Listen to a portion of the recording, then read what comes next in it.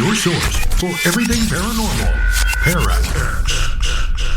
Throughout the ages, history has been altered by word of mouth and the misrepresentation of those who might not have been present when some of the world's most significant events took place.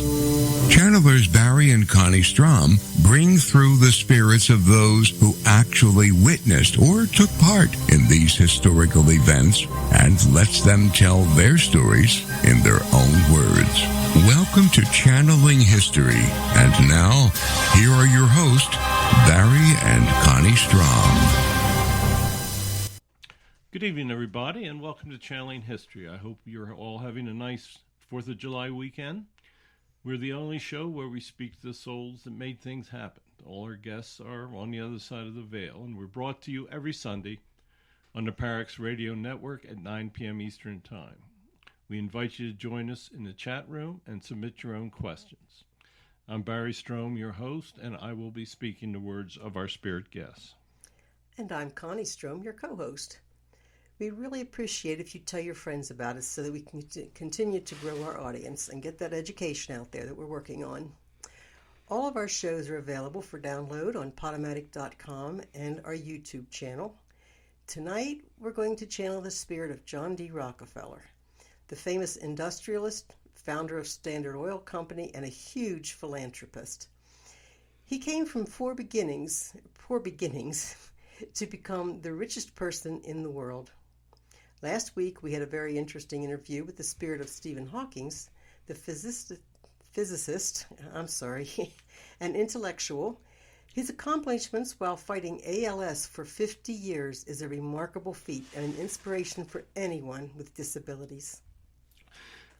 I know that there are going to be individuals out there that are always going to find something wrong with our subject matter. So each week we do a disclaimer. The opinions or statements voiced on our show are the channeled words of the spirits and do not necessarily reflect our opinions, those of the Parax Network, or of our sponsors. We currently have over 270 videos available on our YouTube channel. It's in my name, Barry Strohm.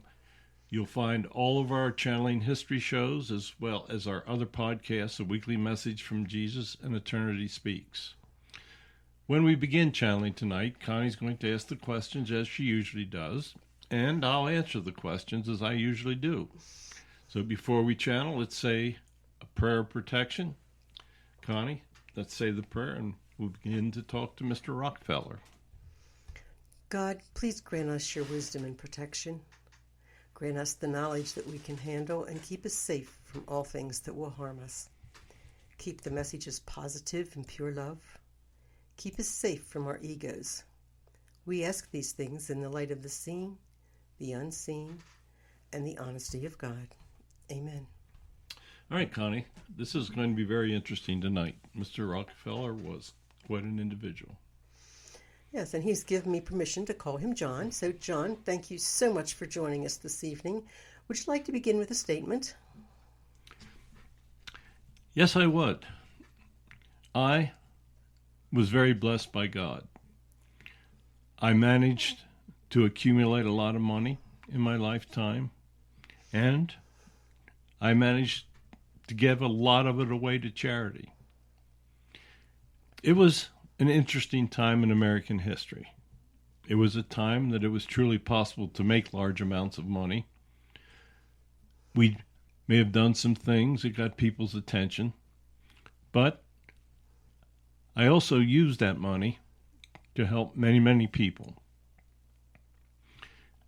Today, I think it would be very difficult to duplicate it, although there are people in your current world that have immense fortunes. I hope that they will decide to use some of that money and help others as I chose to. So I thank you. I thank you for inviting me. I thank you for letting me speak. Since I died, I really haven't been able to speak like this to anyone on the other side, so I do appreciate the opportunity. So, Connie, I know you have some questions for me. I do. You were born in 1839 in Richford, New York. Will you tell us about your father? My father, I guess you could sum it up as he was a rather interesting individual. He was a lumberman, tried selling things, did many different things, and I guess you could probably call him a hustler. He actually always thought that he had to get the best of another person in a deal. He was absent an awful lot of time, leaving my mother to raise the family. Can't say that he was the best father in the world, but he certainly did teach me a few lessons. Yeah, what do you consider the most important influence your father had on your life? Always try to win an agreement. In a business deal, you want to always come out ahead. You need to do what you need to do to be number one in whatever you do. He worked very hard at what he did, whatever it was, and I realized that that part of his character was pretty good, and I tried to emulate it. I worked very hard. I worked long hours.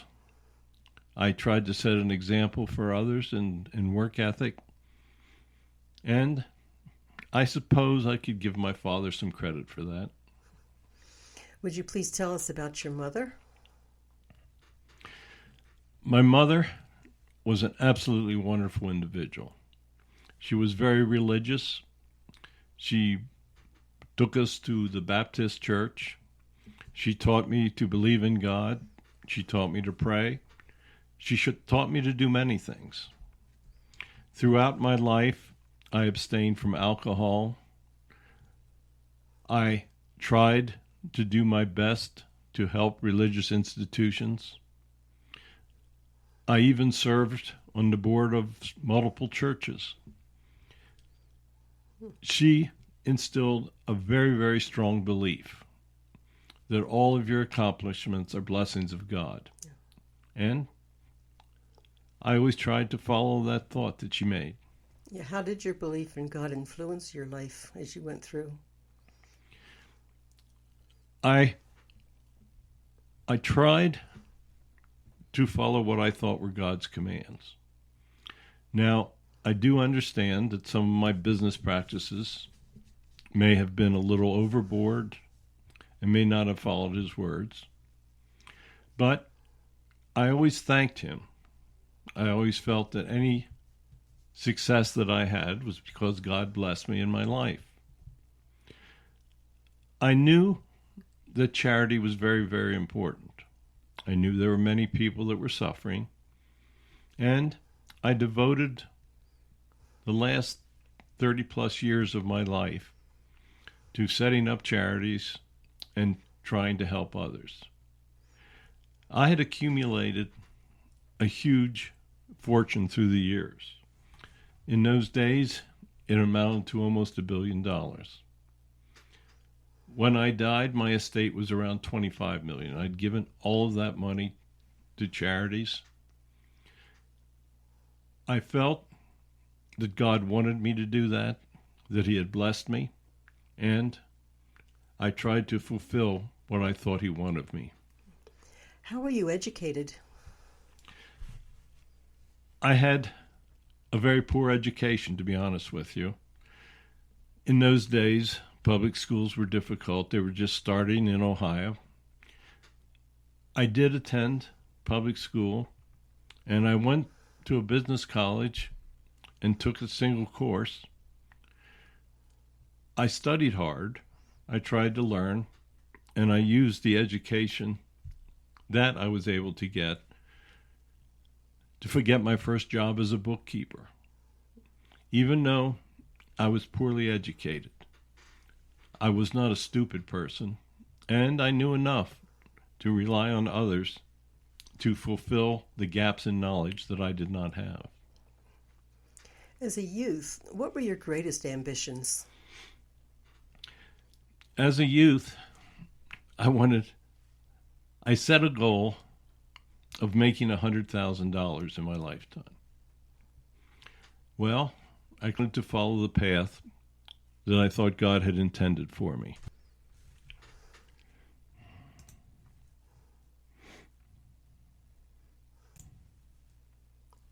Can't get it to start. Here we go. Okay, we just had a technical problem. We disconnected our line. Hoping that Okay, we're back. We're back normal. Yeah. I think we had a slight power failure here at the house. So, anyway. Okay. John, your first business venture was that of a commission merchant and produce shipper.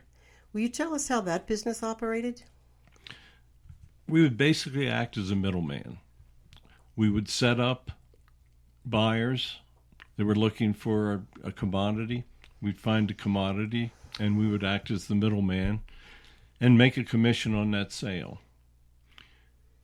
I started out just simply keeping the books, but I managed to work my way up that we actually purchased the business. It was a very good business, and it taught me an awful lot about how I wanted to view the business world, what I thought was necessary to be a success, and it gave me a financial start. How did the Civil War influence your business career? During the Civil War, there was this huge demand by the Army for supplies. We set up contracts where we could supply items that the military needed. They needed a huge amount of food, clothing. There were all sorts of things.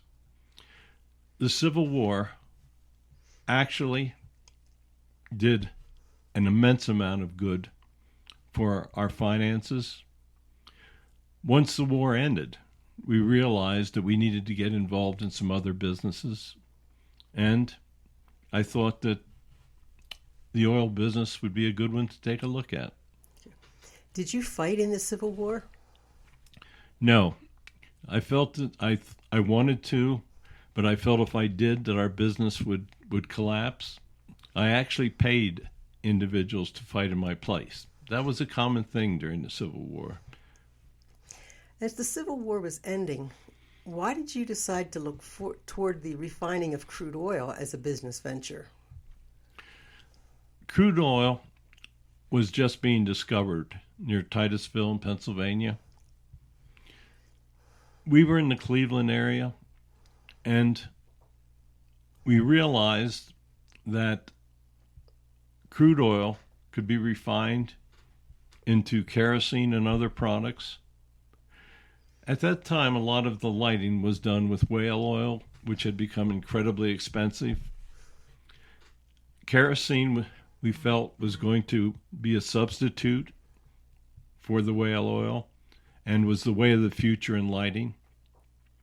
Of course, at the time, we did not realize that somebody would invent a light bulb. But we started refining the crude. We started making kerosene and shipping it all around the country.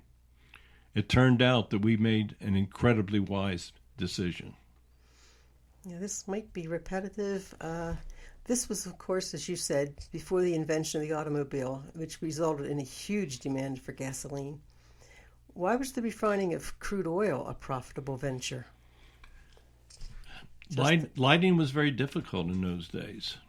If you've watched any of the pictures from the 1860s, 1870s, you'll see that there were oil lamps. It was a time the populations were growing. The desire for outdoor lighting, street lights, was increasing. When we refined the kerosene, we actually threw away probably 50% of the rough oil that came to us. We never really realized the potential for gasoline when we got started. But once the automobile started to make an appearance, we totally realized that we made some good choices. Okay. In the early days of oil refining, where is the source of the raw product found? Well, in the early days, Pennsylvania. The Titusville area of western Pennsylvania were the original oil fields. Now, they would use I know you're thinking of the oil derricks and the methods of recovering rough crude that were to follow. But in those days, they would dig into the ground, and it was so close to the surface that they would just simply recover it. There were no pipelines. They had to put it in barrels. They would ship it. It was very rudimentary. Our refining processes were very simple because we were just simply trying to get the kerosene and maybe some refined products. Sometimes it would be used for paint. We were trying to find different uses for the crude oil, but kerosene proved to be the money winner for us at that time. Yeah. What was the secret to your early business success? I wanted to succeed. I wanted to be able to make a lot of money. Now, I know that sounds greedy, but I was very, very ambitious. It was a time that people were making a lot of money. It was a time where the Industrial Revolution was creating opportunities. There were many opportunities, and I wanted to be among the people that were the business leaders. I was very, very aggressive in what we did. And as I said before, I worked very, very hard at it. We made studies of what we considered the different opportunities. We came to the conclusion that since the oil industry was in its swaddling clothes, so to speak, refineries were very simple. We decided that we would purchase all of the refineries we could and that we would try to corner the market. I will admit at the time, we didn't comprehend just how great the market was going to be. Okay, one of our listeners has put a question in. What was your affiliation with the Rothschilds? We knew the Rothschilds. They were basically working out of the United States. There was a time that we did do some investing in other countries, obviously, but we tried to focus what we were doing in the local markets. The Rothschilds were very aggressive in business. They had a lot of financial banking. They worked through the banking industry and acquired great fortunes. I wasn't real close to them, but I did know them as acquaintances. What was your opinion concerning abolition? My mother was a firm abolitionist. She truly believed that all men were created equal and that slavery was absolutely wrong. I totally agreed with her, and although I was only starting out in business at the time, I did support the Underground Railroad. I helped to bring slaves to freedom. I tried to support political candidates that supported abolition. I thought that it was an absolutely terrible way to treat people, and I did what I could in my own small way to help get rid of it. What was your opinion of Abraham Lincoln? Abraham Lincoln was an abolitionist. He came from Illinois. We were in Ohio. I honestly felt that Abraham Lincoln could be a strong opponent of abolition and give leadership to the country. At the time, I realized that the South would probably react very strongly if he was elected, but I supported him. He was elected, and almost immediately the southern states started to secede. The Civil War was an absolutely terrible thing. I thought that Lincoln provided incredible leadership through that terrible time. I'm sure you're aware that he had many personal problems while he was president. He had a son die. His wife actually had mental problems. He overcame all the personal problems that he had and was a wonderful president. I doubt that anyone else that would have been available to run the country could have survived and strengthened the Union as he did. Sadly, he was assassinated right after the war ended. And the people that took over at that point were not as friendly towards the freed slaves as Abraham would have been. But I thought that he was a wonderful president. And as I look back, I would have trouble finding anyone outside of maybe George Washington that did a better job. Will you tell us about your wife, Laura Spellman? I married Laura right at the beginning of the war. I was starting out in business at the time, and she was an incredible support for me. She would always give me good advice. As our businesses grew, and they really did grow very rapidly, there were times that I was under very, very heavy emotional stress. She provided the rock that I needed for support during those very difficult times. We had a large family. She raised my children well. She taught them to be responsible people. They grew up to do wonderful things. Sadly, she died long before I did, but I missed her. I'm with her on this side, and she is still a wonderful soul. Why did you support the newly formed Republican Party?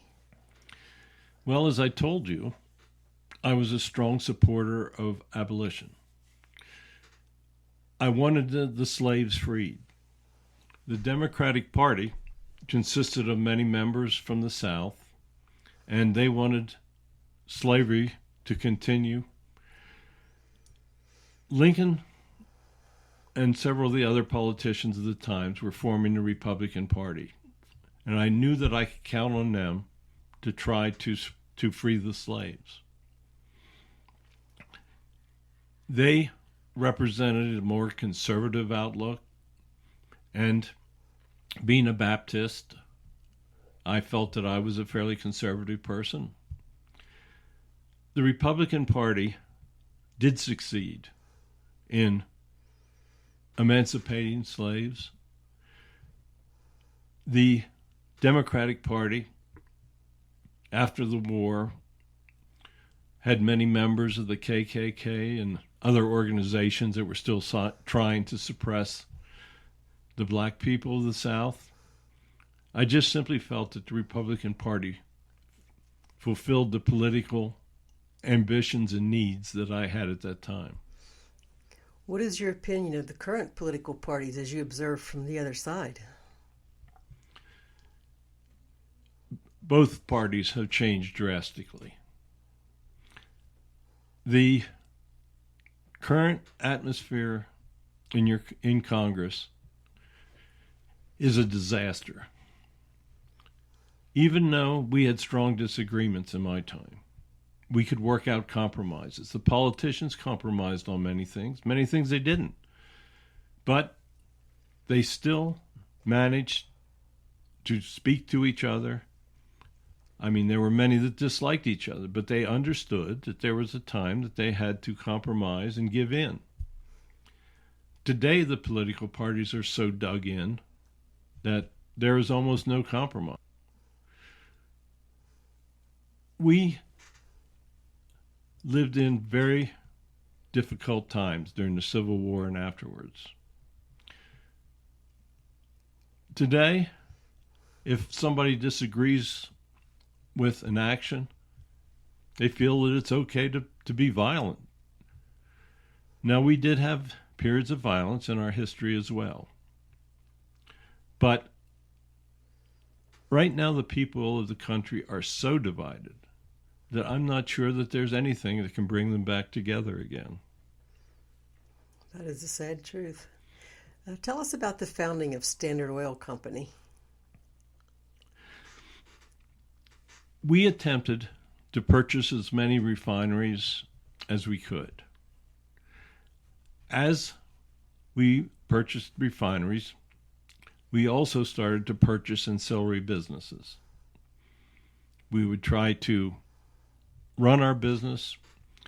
We would work with the railroad for transportation. And our businesses grew exponentially. We decided that we would want to combine all of the businesses that we had required under the title of the Standard Oil Company. Standard Oil became incredibly powerful and strong. There was a time that Standard Oil controlled almost 90% of the oil industry in the United States. We became so strong that the politicians decided that it was a monopoly.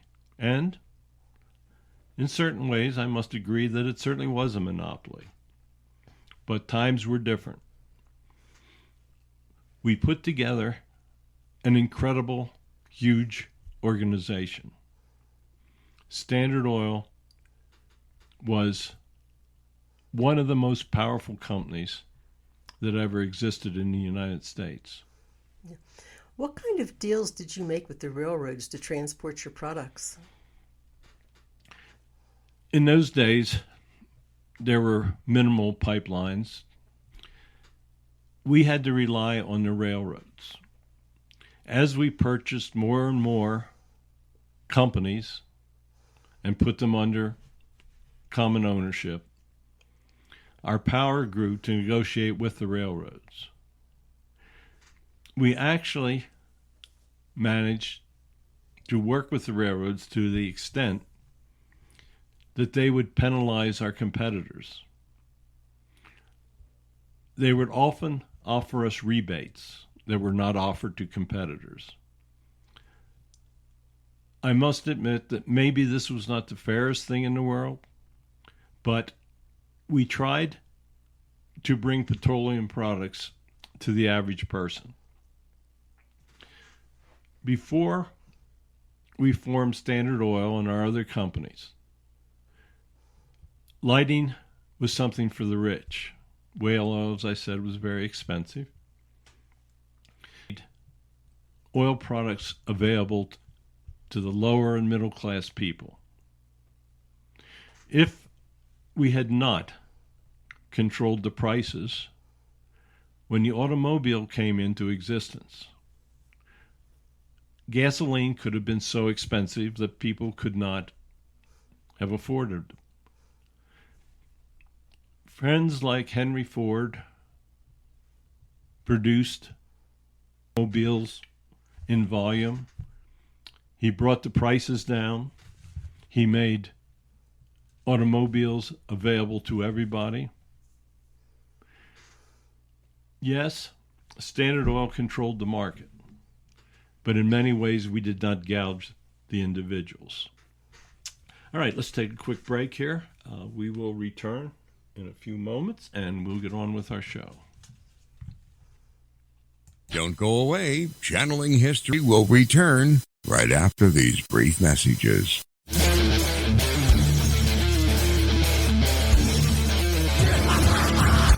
order for the light to shine so brightly, the darkness must be present. Tune in every Monday at 10 o'clock for Dark Sun Rising on the Para-X Radio Network.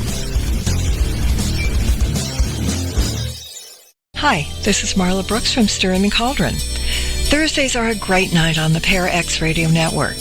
We start off the evening with Journey into the Light, Chapter 3, with your hosts, Psychic Little T and Tabby Cat Gash at 7 p.m. Eastern. Then, on the first and third Thursdays of the month at 8 p.m., it's Tango and Friends, hosted by Bruce Tango. And on the alternate Thursdays at 8 p.m., tune in to Stirring the Cauldron, the Archive podcast. Every week at 9 p.m. Eastern, join me on Strohm and Cauldron Live.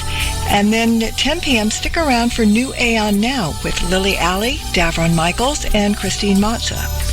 Finally, to round out the night, join Dr. Kelly Renee Schutz on the Paranormal Encounters podcast. All this every Thursday, right here on Para X.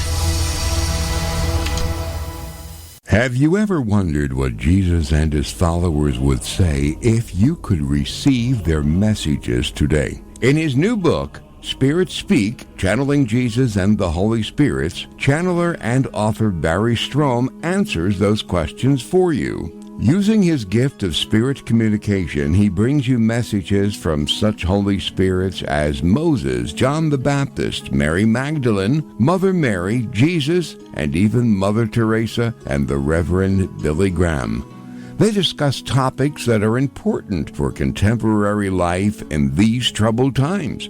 Spirits Speak, Channeling Jesus and the Holy Spirits is available on Amazon, Barnes & Noble, and other booksellers. Signed copies are available on the author's website, spiritspredict.com. After reading this book, you will never again say, "What would Jesus say or do?" Welcome back to Channeling History. Now, here are your hosts, Barry and Connie Strohm. Welcome back, everybody. Connie, let's get on with the questions. Okay, John, how did you treat your competition? Well, we tried to purchase them. If we couldn't purchase them, we tried to put them out of business. I know that sounds a little bit harsh, but it was the way that things were done back in those days, and it's nothing different. You still have people out there that are doing business the same way. We were very, very aggressive. Sometimes we made a lot of enemies. We did what we needed to, but we built one of the largest corporations of all time. What is vertical integration? We would try to purchase companies that complemented our refining. We would buy railroad cars.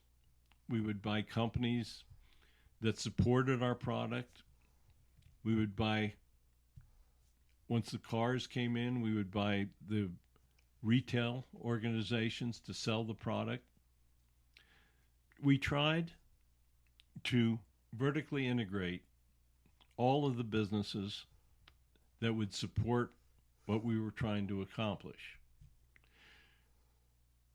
It also, I think, brought a lot of attention from government. When we managed to control the whole chain of businesses, it did definitely enforce the concept that we had a monopoly. Would you tell us about your disagreement with the Pennsylvania Railroad? The Pennsylvania Railroad tried to raise rates for us, and they proved to be very uncooperative. We actually started to purchase our own railroads to compete. We finally managed to negotiate an answer to it, but there was a time that we were not very friendly towards the Pennsylvania Railroad. We did manage to solve our differences, and things worked out well in the end. How did you get along with the press? I tried to ignore them, but sadly that didn't work either. As I said, we made a lot of enemies. A lot of people thought that our business practices were illegal or at least immoral. The press started to attack us. They started to write things that were not true about our businesses. The press helped bring the public to elect individuals that would end the way we did business. The press was never my friend. Okay, we've got some more questions out of the chat room. Why are gas prices so high today? Is it mostly greed? There are several reasons. The current administration has attempted to dry up leases. They are attempting to limit crude oil production. They are attempting to reduce how much oil is produced in the United States in the interest of helping the environment. They are creating problems with supply chains. One fact that is very much in control right now is that the country is no longer self-sufficient in petroleum, and they have to bring much of it from the Arab states. The Arab states are no friends of ours, and they will try to gouge price as much as possible. And the companies are taking advantage of this. We have another question from one of our listeners. What do you think of the Rockefeller Foundation today, which seems to support many liberal causes? The foundation today is supporting many worldwide causes. I would prefer that they would spend more money here in the United States. We have many homeless. We have many people that do need help. The foundation, I must admit, is certainly more liberal than it was when we founded it. They are trying to support more of a one world order type of situation. There are many countries that do seriously need help. The foundation is attempting to help many of those countries. If I was alive and was still guiding the foundation, I would do more to help the people of the United States. Standard Oil eventually controlled 90% of the oil refining and market share in the United States. How did you manage to accomplish this feat? It was a time where you could pressure other companies into selling. Once we started to grow and gain control of many different markets, we found that we could put economic pressure on companies that did not want to sell their businesses to us. We did what we needed to do to make the company grow. It is not much different than what you're seeing today in certain areas. I think that when individuals such as myself and Standard Oil gain so much power, that they definitely will take advantage of it. Okay. What did the government think of you establishing such a monopoly? They elected people that would pass legislation that would give them the power to break up monopolies. Sherman Antitrust was passed. It was utilized to force Standard Oil to break into, I believe, 34 different companies. They did force us to break up into smaller organizations, but we still controlled those organizations. I think in many instances what they did just made the politicians feel better. They actually did us a favor.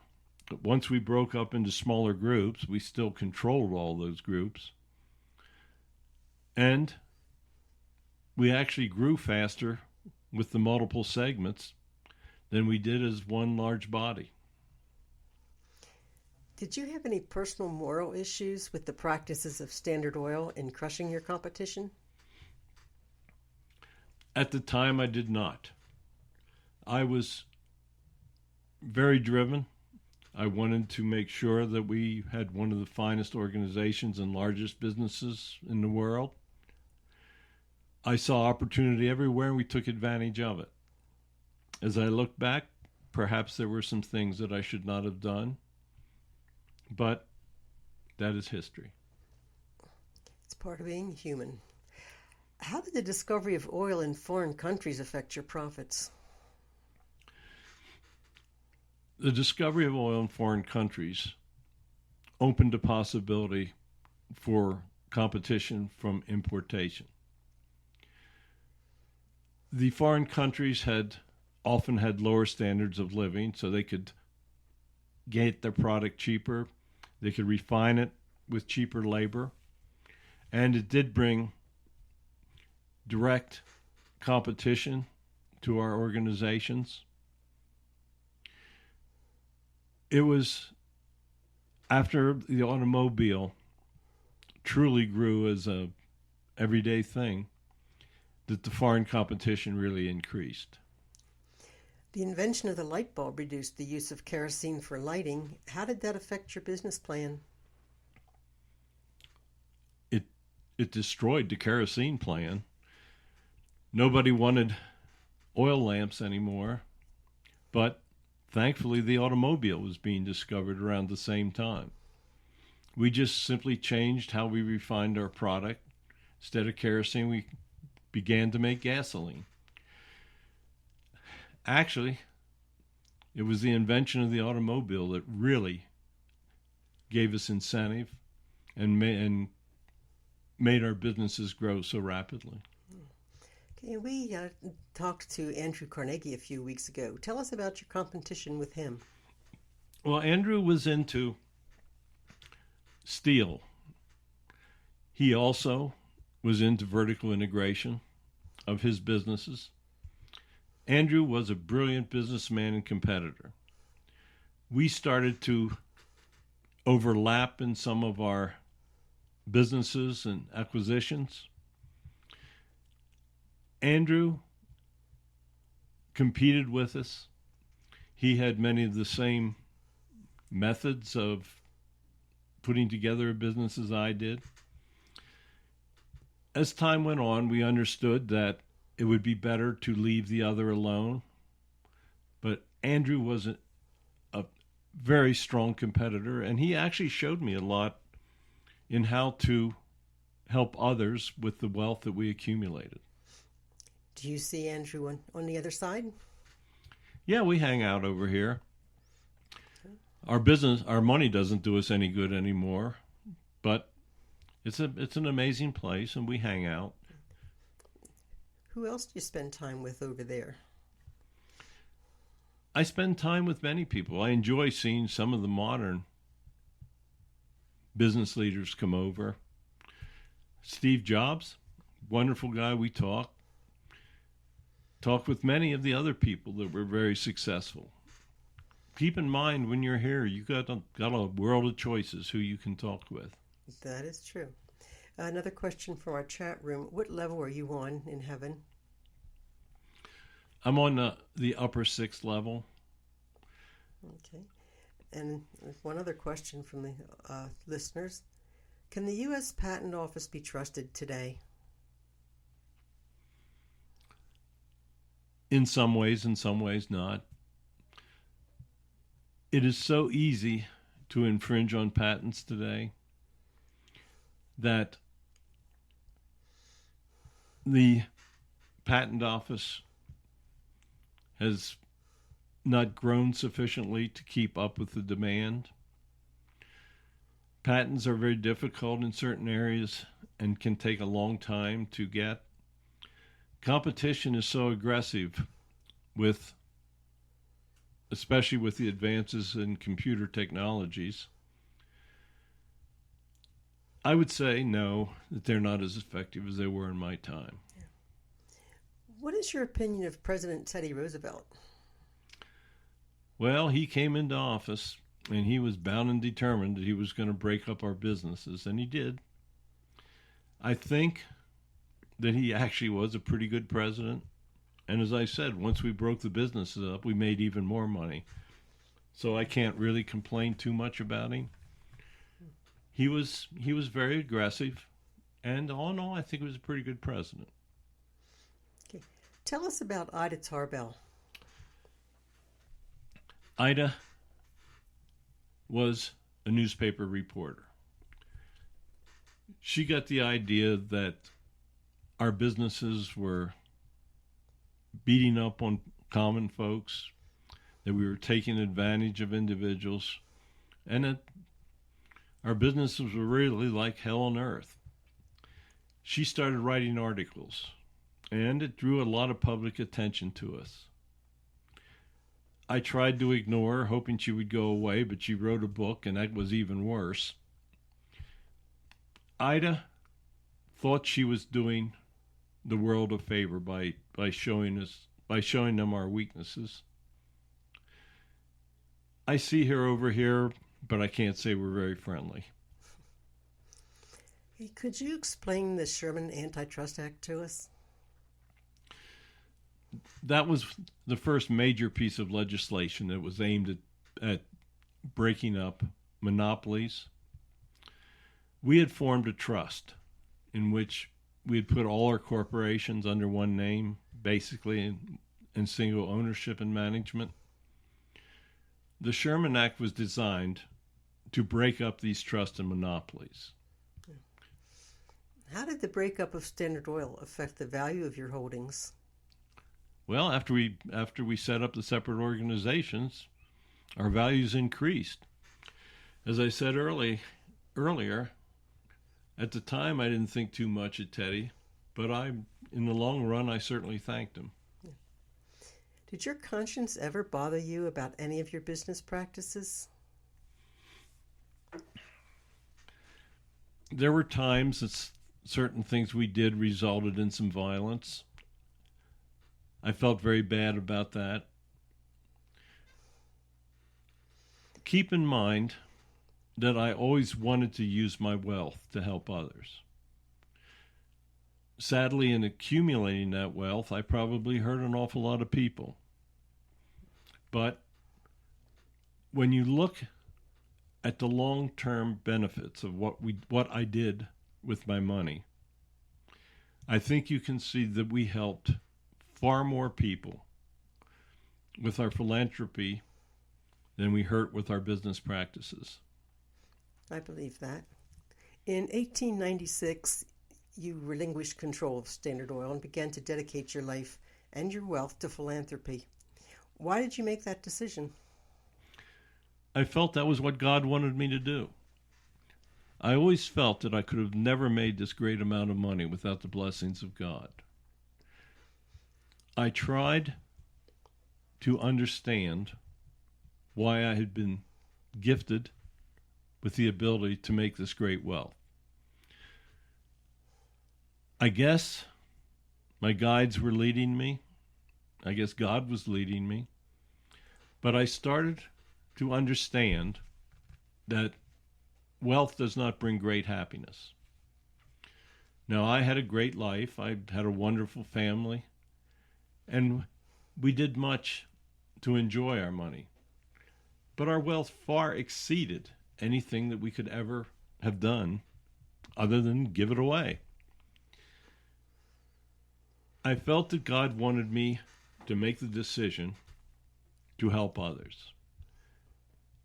In those days of the Industrial Revolution and afterwards, many people needed help. I tried to educate the black community. I had tried to educate women. I set up medical research companies. They solved many, many world medical problems. Rockefeller Center, the arts. I tried to do many, many things, but I gave a lot of money to my foundation and hoped that it would continue to follow my wishes and help others. Will you tell us about the Anti-Saloon League and your support for prohibition? I was against the drinking of alcohol all my life. My mother taught me that. I thought it was something that God wanted, and I was in favor of prohibition. I found out the hard way that prohibition didn't really work. I think, yes, Satan's very busy, but the Anti-Saloon League was set up to try to bring about prohibition, and it didn't work when they brought it about.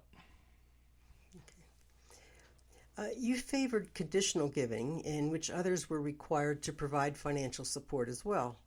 Why did you decide on that type of philanthropy?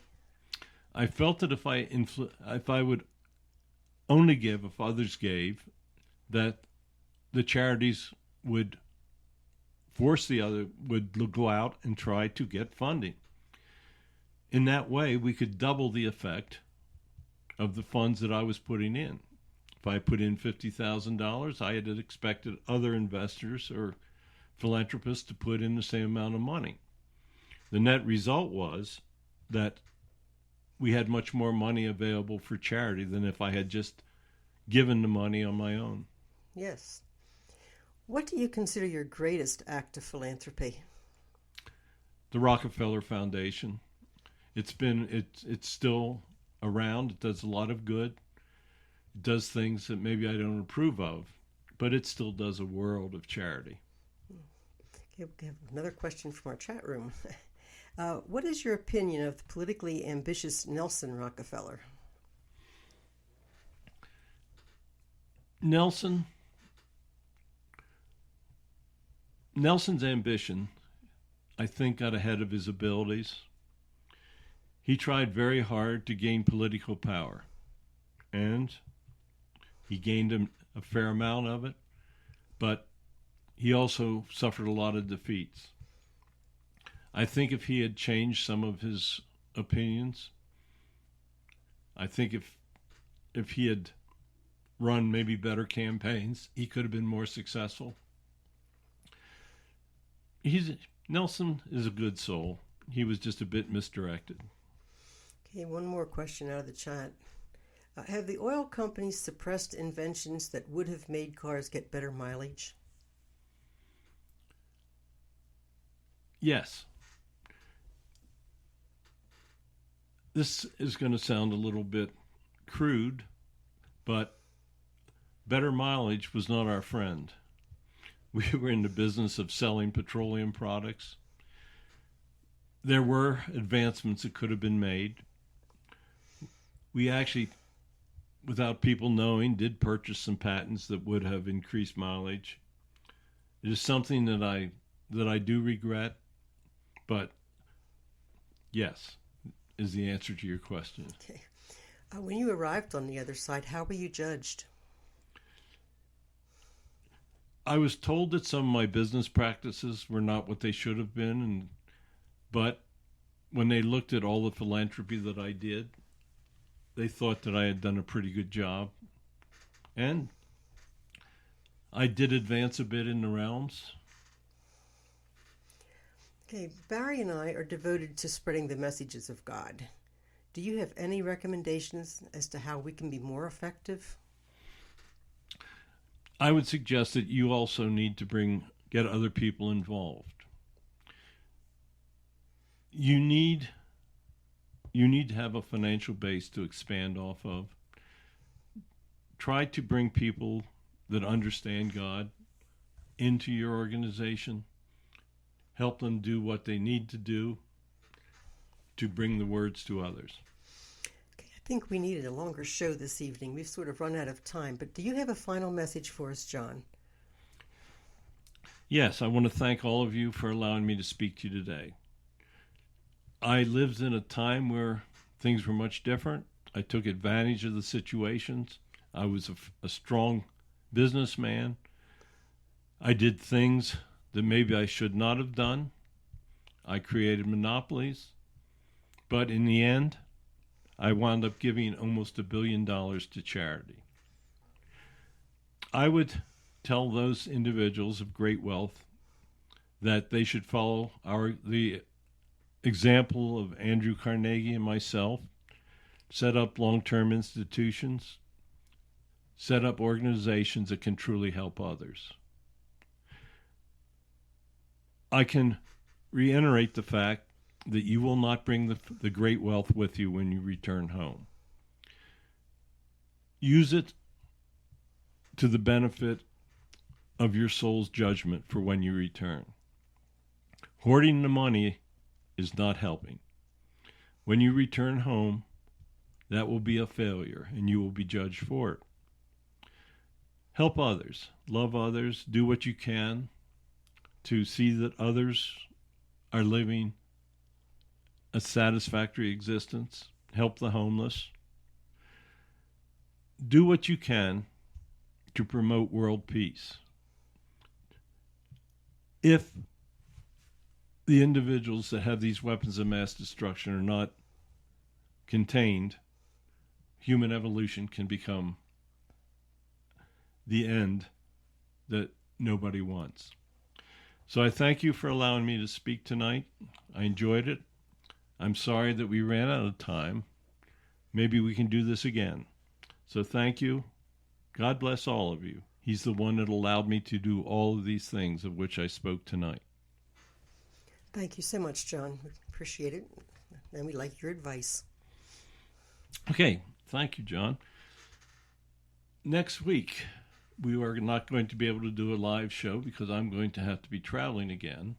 But in 2 weeks, we will return, and we're going to interview the spirit of Catherine the Great, the Empress of Russia, from 1762 to 1796.